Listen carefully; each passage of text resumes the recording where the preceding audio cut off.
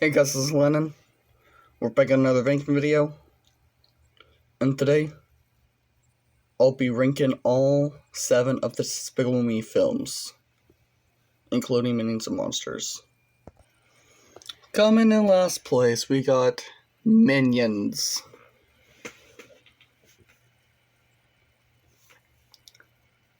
There are still some funny moments about Minions. Don't get me wrong. But to go to the bottom line, the filmmakers are working with nothing. No characters to speak of. No interpersonal relationships. No story with any suspense or capacity to engage. And no script with any humor.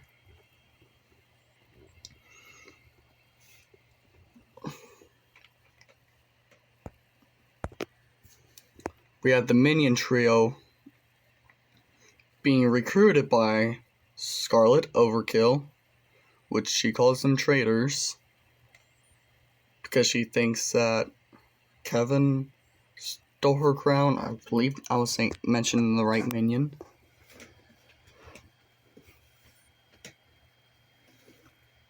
But then, like to say, this just doesn't make sense. They're trying to give her back the crown. Nah. Just. Oh yeah, to say. Gru's in the end of the movie. Young Gru. So yay.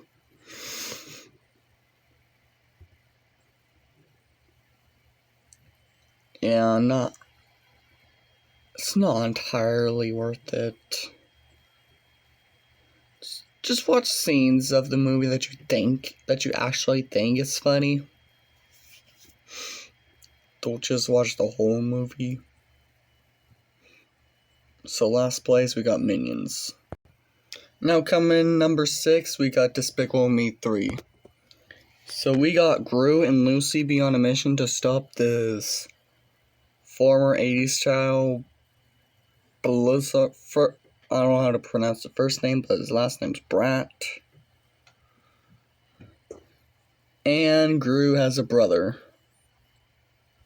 Yay.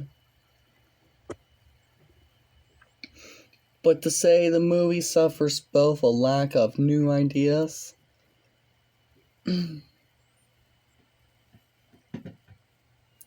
as there are no memorable gags, neither is there action set pieces. There's just a lot of flying and yelling. And dance fighting. And from an assumption that the audience can just invest enough to care.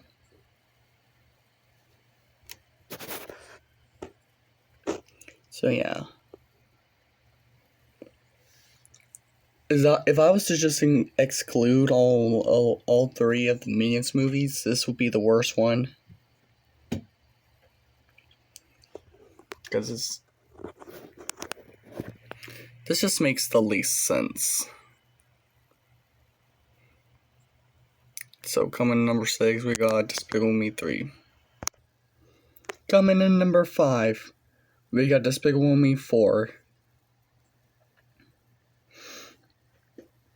As they got a new kid, which is Gru Jr.,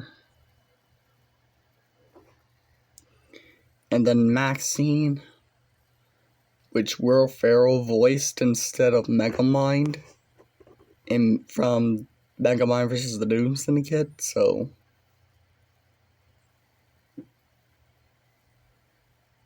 what was that?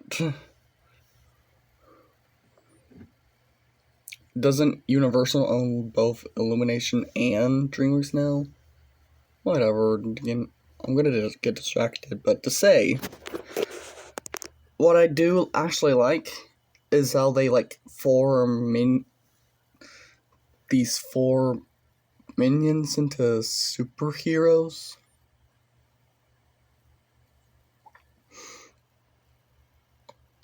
5 if I was mistaken. But, also, back to Gru Jr. Wasn't a fan of him in the beginning of the movie, but he does end up getting more funny as I watch the movie. He is more helpful. So. But to just say, it's a tired, disjoint medley of madcap visual gags. Is it rough, and then roughly as many laughs is count on this movie.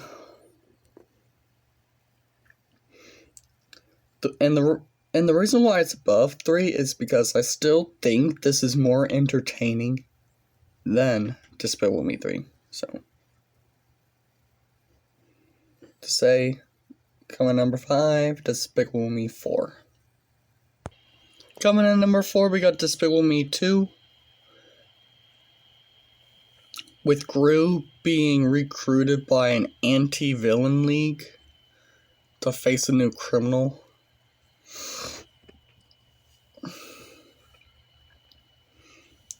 And I actually think it's more watchable than the following two. Especially as we have minions transforming into purple monsters. So.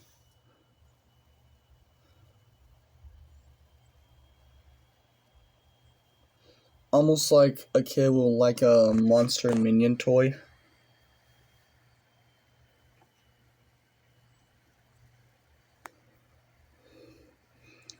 But I still think this movie betrays the first film a bit. But as I was saying, this is still a movie that I would enjoy. So.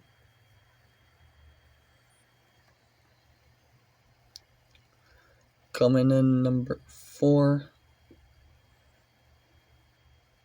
Also, something else with the movie.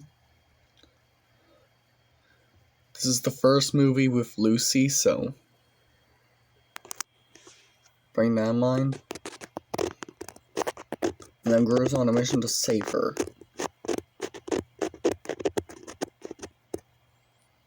So coming in number 4, we got Despicable Me 2. Coming in number 3, we got The Rise of Gru. Young Gru wanting to become a villain.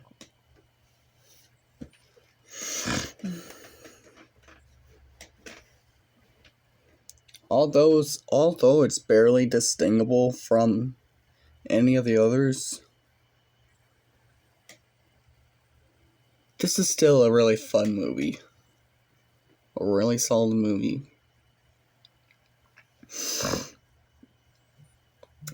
Getting Gru to team up with another villain to help defeat the main villain.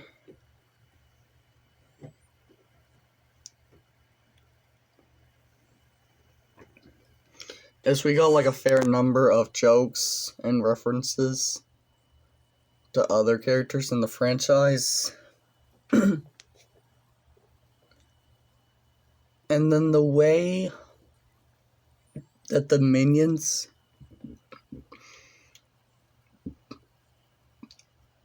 are actually enjoyable.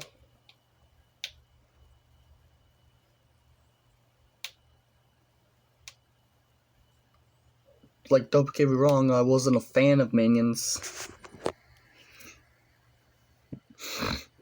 But do I enjoy this movie? Yes, I do.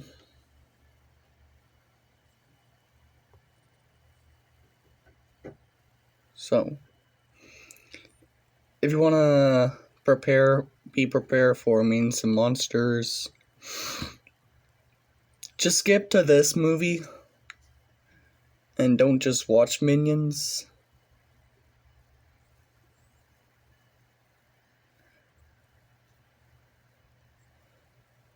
I also think the Rise of Gru is silly. So, number 3, we got the Rise of Gru.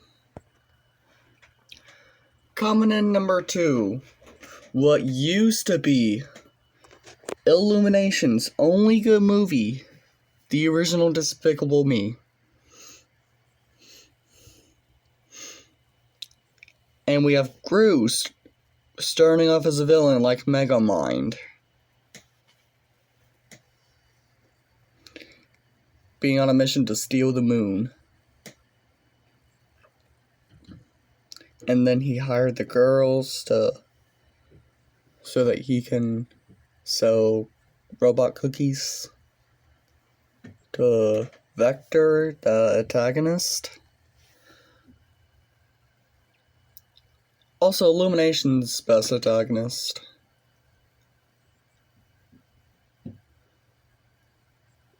Or at least it used to be.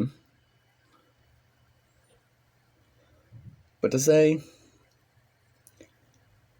both directors crafted a fun stretch run as they wrapped the story with fuzzy funnies and nothing to suggest the sequel.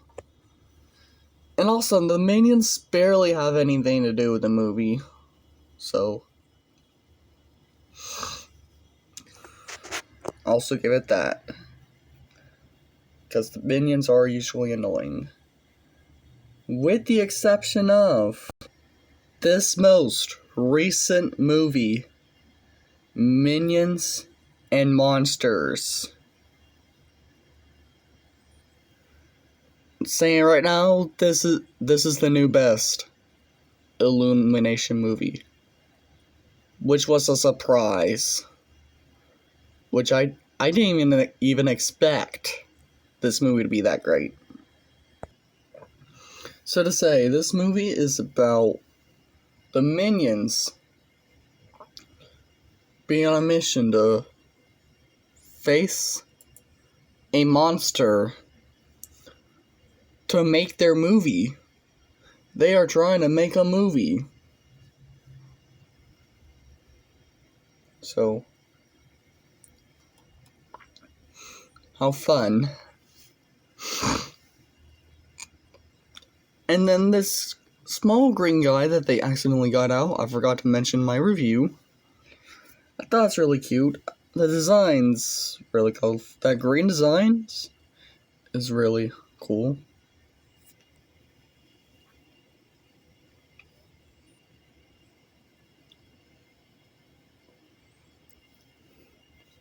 And then the monster that I'm seeing in the poster, with all those eyes.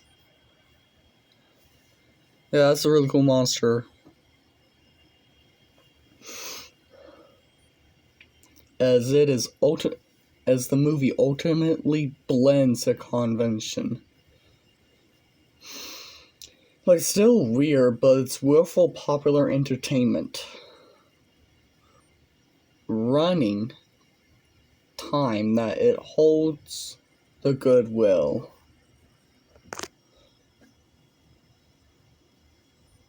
It is a charming, brightly animated love letter to Hollywood's heyday and a celebration to the movie-going experience.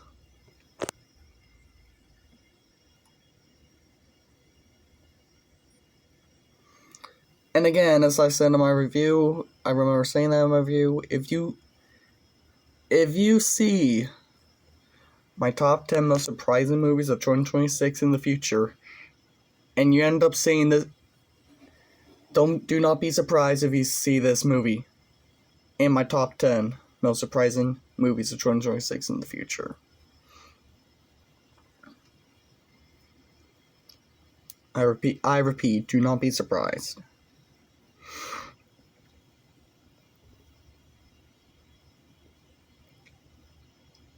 And also, it might not look interesting if you're not a fan of Minions, but even if you don't like the Minions, even if you're not a fan of Illumination in general, do not skip this movie. Don't you know this is a way better movie that they made? Especially way better than Hop.